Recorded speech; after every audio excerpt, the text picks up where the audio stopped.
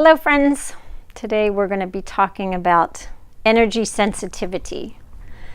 So the spiritual awakening process naturally unfolds with sensitivity arising.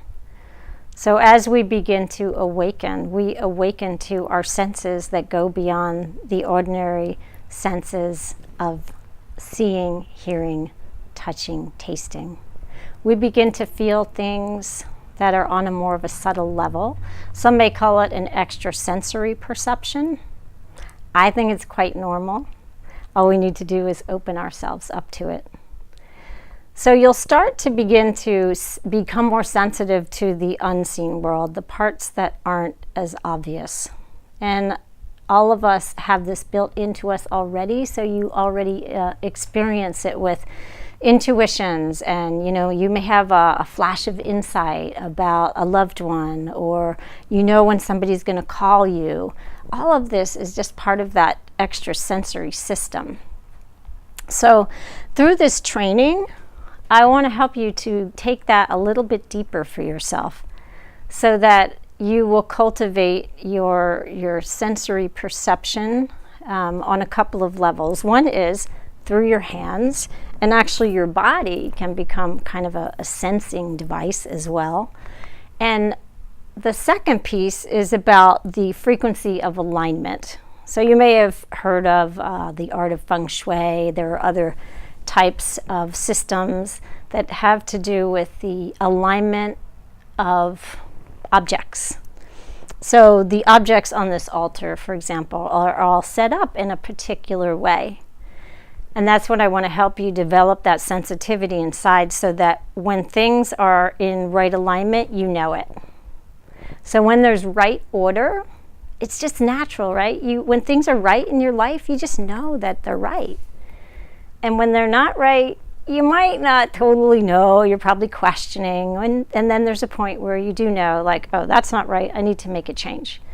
So when we're going back to this concept of right order of objects, we are using our altars as a doorway for divine connection, and to really be able to be more aligned with our own souls and all the different parts of ourselves. So when there's right alignment, and I'm going to show you what it feels like when there's not, there's a place for your clarity, the clarity of your prayers, the clarity of your requests and your intentions. And from that place, we establish connection to the heavens, connection to the earth, and therefore a deeper sense of connection internally inside of ourselves. And from that place, we get to have more of an expanded perception to the invisible. When we're connected and aligned, and our altars are connected and aligned, things just line up. So if I were to go to my altar right now and just move things in random places, kind of off balance, and just putting that in just any old place, just feel into it for a moment. Just take a minute to feel how that is when you put your eyes on those places where things have been moved, or how does it affect the greater energy of the altar too. So I find it really disturbing. So I'm going to go ahead and put things back where they were. But I really wanted you to have a sense of that, so that when you are in your creative mode with your altar, that you will be cognizant, or that's probably not the right word because this is not about the mind. You'll become aware of what you're doing and how that's affecting the space, because that physical space has a huge impact on your internal space. You've probably noticed even in your home, right, when things are in disarray, it's hard for you to focus and you feel kind of off and maybe get exhausted. So the altar is a really great place for you to practice this state of presence, to take really good care of alignment. And it looks like I missed putting one of the pieces back where it was. Okay. That feel better? Yeah. So there you have it. That was a really good demonstration of order and disorder. So this sense of inner alignment, again, is really what we're striving for here. And when we set up our reality, our world around us in a state of order, it is easier for us to be connected. And again, with this level of things where we're working on the level of soul and spirit, and these objects that have a profound representation or symbolism for us and our soul path, it becomes even more important.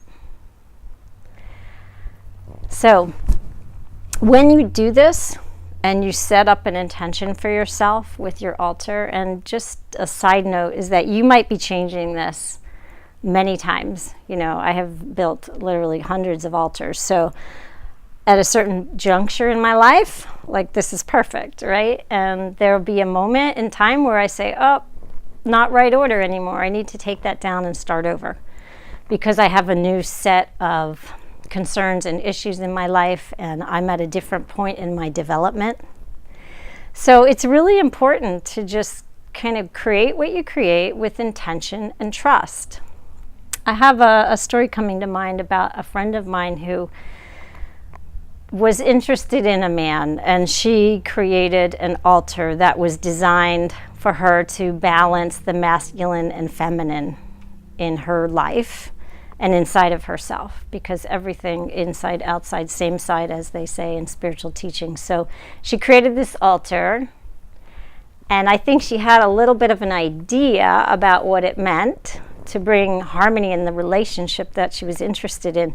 But what ended up happening is she built the altar, had her prayer and her intention, and then the relationship went apart. And I think the teaching here was for her to just have the trust, right? Like that, setting that prayer and intention for good alignment in her life resulted in this certain thing. It's not what she thought she wanted, but ultimately it will be the best thing. So, the next level that I want to talk about energy perception is just some basic concepts of the flow of energy, not only on our altars, but inside of us and the energetic fields around us. This is a huge topic, but I'm going to touch on it a little bit because I feel like it'll help you as you create your altar, so that you can just be a bit of a more fine-tuned machine, so to speak, so you can really feel what's going on. So if you narrow energy down in its simplest form, it's either flowing or it's blocked. So when things flow, we feel good. When things are blocked, not so much. It happens internally in our biological systems. It happens in our external lives. When it's time to make a change, we'll feel like things aren't right anymore. We'll feel blocked. It's this same sense of like a river, right? The river's flowing, the water's moving, or there's a dam, so it's been blocked and it starts to stagnate and just sit.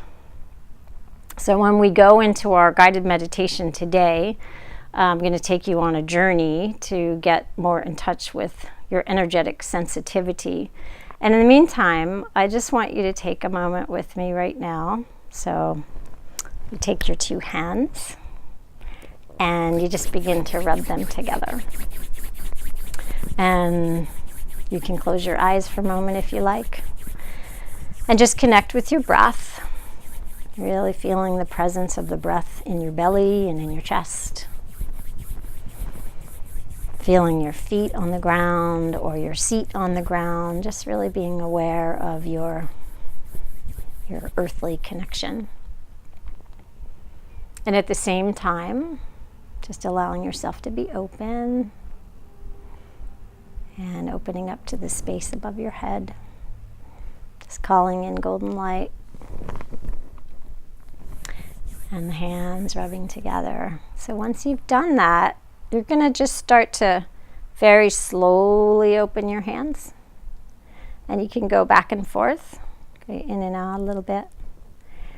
And as you do that, you'll just start to awaken your sensitivity level. You may feel heat, you may feel tingling, you might feel like there's an object in between your hands. Sometimes it feels like there's a little ball in there.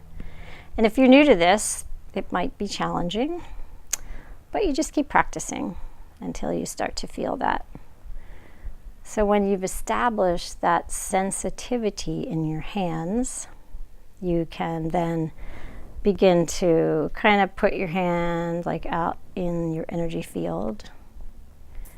Just see if that same level of sensitivity translates into the space around your body. So when I do this right now, I just noticed that right here around my belly it feels a little denser, and it's probably because I just ate lunch and my body's digesting something. But this can also be relevant to just the energetic centers in the body, the chakras. And that's something that we'll touch on a little bit in this course, not too much.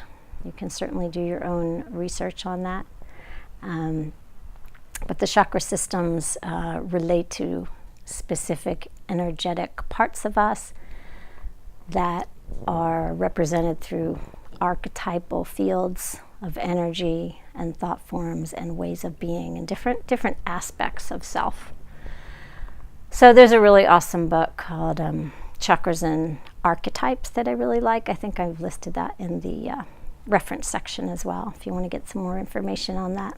But in the meantime, just begin to play with what does it feel like when I do this around my body, and starting always with hands together because that kind of gets things turned on for you.